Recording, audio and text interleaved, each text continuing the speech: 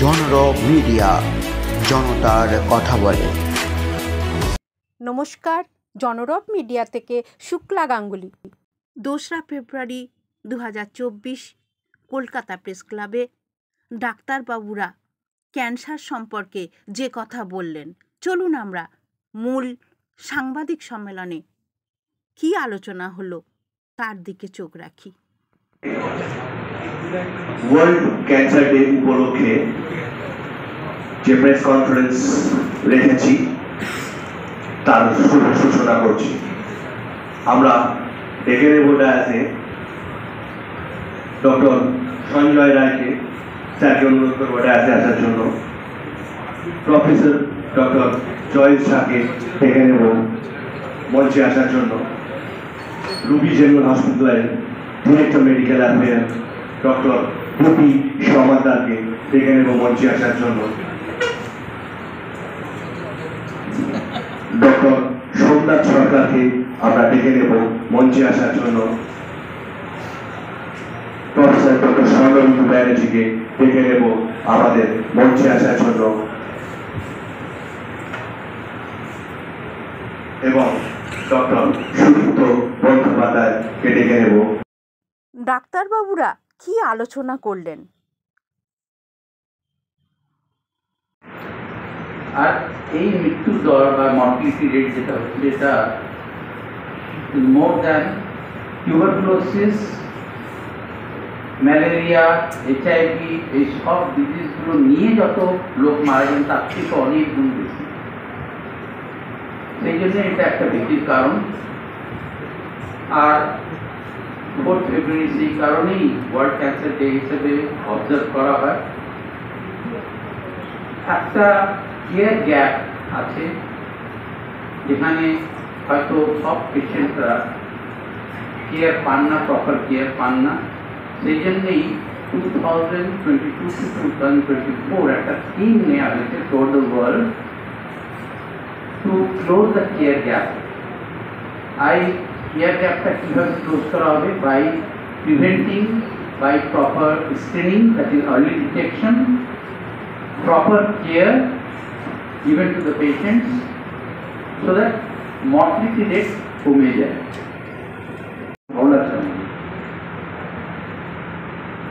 Cancer যে চিকিৎসা বা ক্যান্সার যে রোগটা, এটা এমন একটা রোগ যাকে নিয়ে কিন্তু অনেক ধরনের মিথ থাকে। অনেক রোগের কিন্তু এত মিথ নেই, ক্যান্সারে কিন্তু অনেক ধরনের মিথ থাকে। যেটা আসল ক্যান্সার তার থেকে কিন্তু আমরা অনেক সময় দেখেছি যে মিথটা অনেক গুণ বেশি। এই মিথ থেকে এমন কতগুলো ব্যাপার জড়িয়ে যায় সমাজের মধ্যে, যেগুলো অনেক সময় ক্যান্সার রোগী ছেড়ে যাওয়ার মতো ক্যান্সার থাকলেও ঠিক সময় ডাক্তারের কাছে আসতে বাধাপ্রাপ্ত হন বা এই মিথের কারণে ভয় পান যে ডাক্তারের কাছে যাবো তো।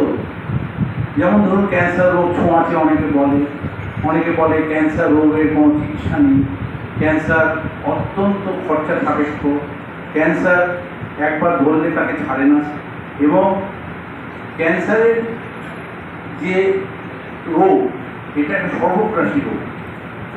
এতদিন ধরে ক্যান্সারের সব চিকিৎসা যেমন আমাদের উন্নতি হয়েছে, চিকিৎসা শাস্ত্রের উন্নতি হয়েছে, আমার মনে ক্যান্সারের চিকিৎসার সব থেকে বেশি উন্নতি হয়েছে।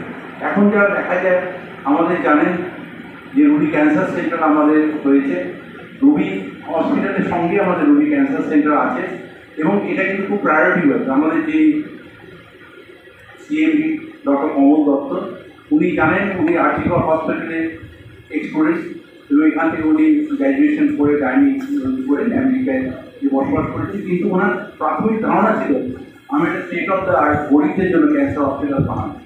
তার থেকেও বড় কথা, পরে উনি দেখলেন যেহেতু ওনার নিজের দিদি ক্যান্সার আক্রান্ত হয়ে মারা যান, উনি একটা ভীষণভাবে ক্যান্সার কিন্তু ফোকাস একটা সেন্টার বানালেন।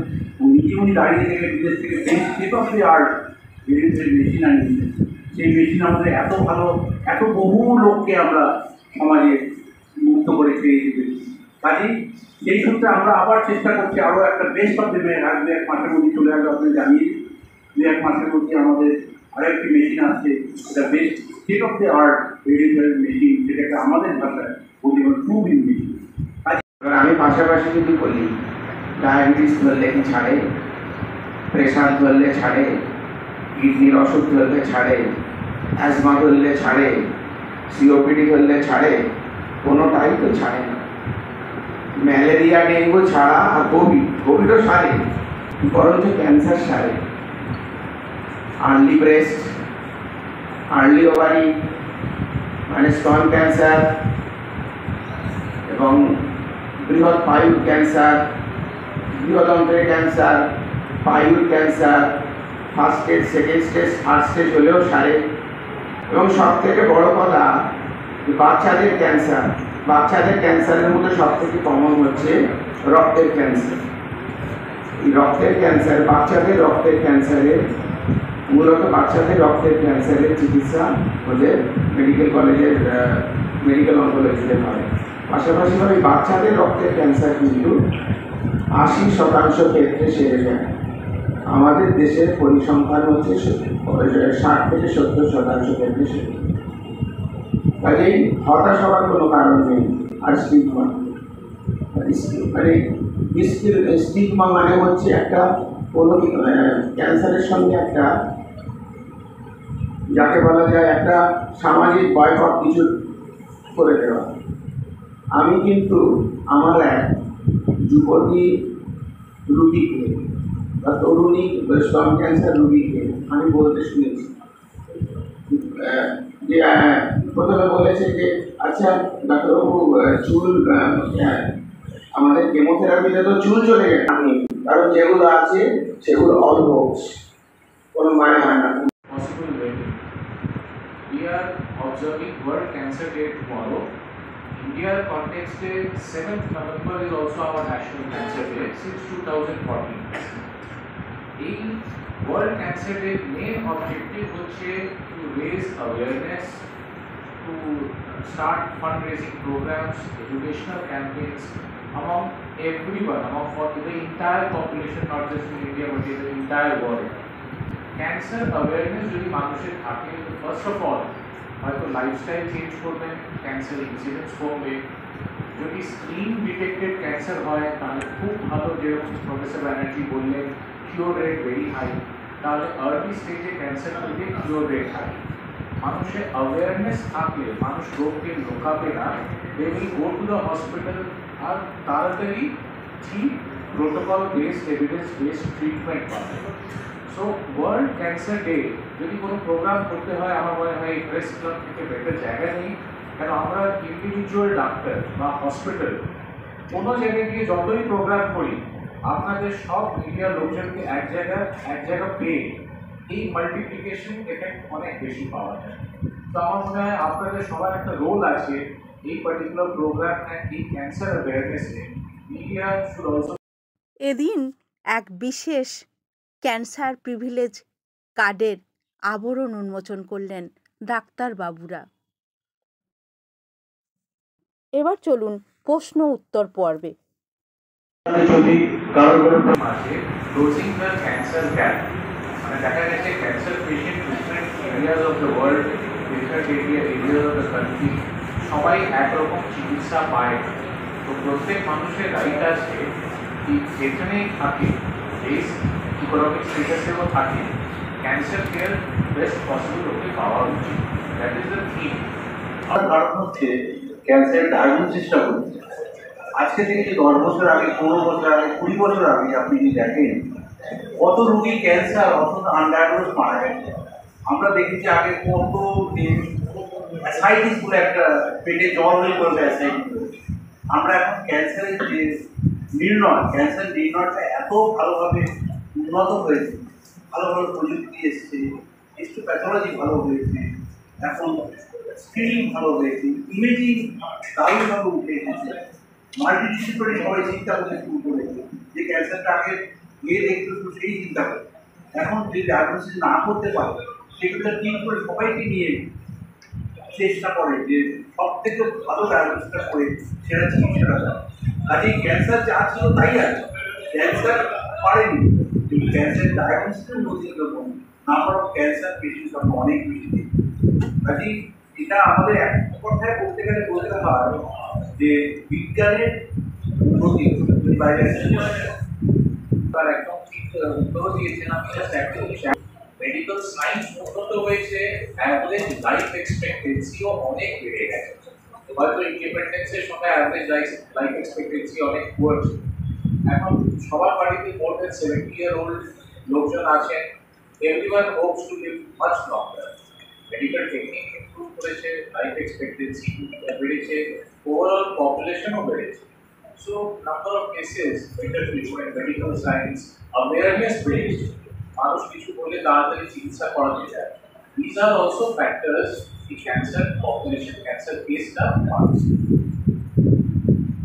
যেমন ধরুন পুরুষদের মধ্যে প্রস্টেট ক্যান্সার সবথেকে বেশি হয়।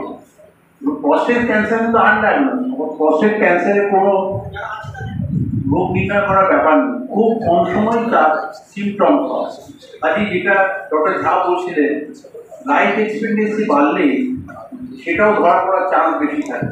যেমন আপনি দেখেন আমেরিকান স্ট্যাটিস্টিক্স, সেখানে কিন্তু highest number of cancer cases on prostate cancer, so for as male cancer is concerned.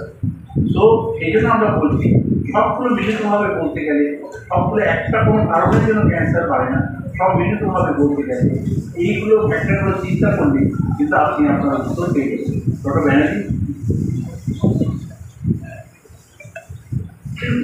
আর পূর্ববর্তী দুই বক্তা যা বলছিল যে ক্যান্সার সেই অর্থে বাড়েনি, মানে ধুলো ময়লা খুব একটা বাড়েনি, আমাদের আমাদের দেখার ক্ষমতাটা বেড়ে গেছে, তাতেই মনে হচ্ছে চতুর্দিকে ধুলো ময়লা।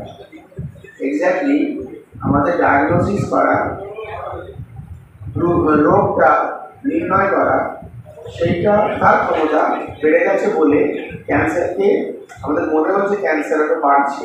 কিন্তু একটা জিনিস, এই রোগ নির্ণায়ক ক্ষমতা বৃদ্ধির ফলে ক্যান্সারের আপাত বৃদ্ধি, এছাড়াও একটা জিনিস আছে, তাকে বলে মিউটেশন। আমরা যখন ক্যান্সারকে মারছি, যে ওষুধ দিয়ে মারছি, সেই কোর্স কিছুদিন সেই ওষুধের স্বাদ পেতে পেতে সেই ওষুধে তার কাজ হবে না। একদিন সেন্সিটিভ কোর্স রেজিস্ট্যান্ট হয়ে যাবে। প্রস্টেটে যে বললেন, স্যার বললেন প্রস্টেট নিয়ে, যে সেই প্রস্টেটে মোটামুটি হরমোনাল ম্যানিপুলেশন করলেই সেরে যায়। এটা পুরুষালী হরমোন নির্ভর ক্যান্সার। আমি তাকে যদি হরমোন না দিই, পুরুষালী হরমোনটাকে বাদ দিয়ে দিই, এটা অন্ডকোষের অপারেশন করে দিও কিংবা ইঞ্জেকশন দিয়ে দিও, তাহলে প্রস্টেট ক্যান্সার কমে যায়। কিন্তু এই ক্যান্সারই কিছুদিন থেকে আবার বাড়তে শুরু করে, তখন তাকে বলে ক্যাস্ট্রেট রেজিস্ট্যান্ট প্রস্টেট ক্যান্সার। কাজেই আমরা যত তাকে ধরার চেষ্টা করব, যত এফিশিয়েন্টলি তাকে ধরার চেষ্টা করব, যত তীক্ষ্ণভাবে তাকে ধরার চেষ্টা করব, সে আরও চতুরভাবে আমাদের কিন্তু এগিয়ে যাবে। কাজেই cancer absolute increase in cancer cases, এটা অনিবার্য, এটা হবেই। কাজে যে সমাজে বৃদ্ধি পেয়েছে রেডিয়েশনের অঙ্কোলজিস্ট হিসাবে উনিও সে ব্যাপারটা মানবেন। ডক্টর যেটা গ্লোবোকের ডেটা তাতে তো সেদিকে নির্দেশ করছে যে ধীরে ধীরে ক্যান্সারের বৃদ্ধি হচ্ছে, তো সেটা ডিটেকশন বেশি হচ্ছে, সেটাও যেমন সত্যি, তেমনি বিভিন্ন আমাদের এনভায়রনমেন্টাল ফ্যাক্টর থেকে আরম্ভ করে ডিফারেন্ট কার্সিনোজেনিক প্রবলেম সেগুলো তো চলছে, তার জন্য বাড়ছে। তো এটা একটা মানে দুদিক থেকেই সমস্যাটা হচ্ছে বলে একটা ক্রিটিক্যাল জায়গায় হয়তো আমরা পৌঁছে যাবো by next few years or by mid of this century summer. আমরা একটা নিয়ম করি, আমরা জানি যে টোব্যাকো কনজাম্পশন ইজ ডেঞ্জারাস, আমরা এটাও জানি যে ইনসিডেন্স অফ ক্যান্সার বাড়ছে। তো তাহলে আমরা কি সচেতন হয়েছি? আমরা কনজাম্পশন রেট অফ টোব্যাকো কমেছে নাকি এটা বেড়ে যাচ্ছে আস্তে আস্তে? নোয়িং ফুলি ওয়েল যে এটা কার্সিনোজেনিক, আমরা কিন্তু কনজিউম করেই যাচ্ছি। তো এটা আমার মনে হয় মিডিয়ার একটা মেসেজ যায় যে না, আমরা কার্সিনোজেনিক যেটা হচ্ছে সেটা আমরা কনজিউম করবো না। ইভেন আমি দেখেছি যারা জানেন, ওয়েল এডুকেটেড, তারাও কিন্তু কনজিউম করছে। আর আমাদের অ্যাডভার্টাইজমেন্টও আছে টিভিতে দেখবেন ওকে ট্রিটমেন্ট পান মশলা বা এই টাইপের প্রোডাক্টের উপর অনেক অ্যাডভার্টাইজমেন্টও আছে, which is also promoting consumption of this kind of product. Today a very special occasion, so thank you Press Club authorities. To start of us, we would agree that we are very thankful to our CMD, our chairperson, Dr. Kobol Kumar Dotto. He has always been our guiding star. We are immensely thankful to Dr. Kobol. আপনারা দেখছিলেন জনরব media, আবার আসছে।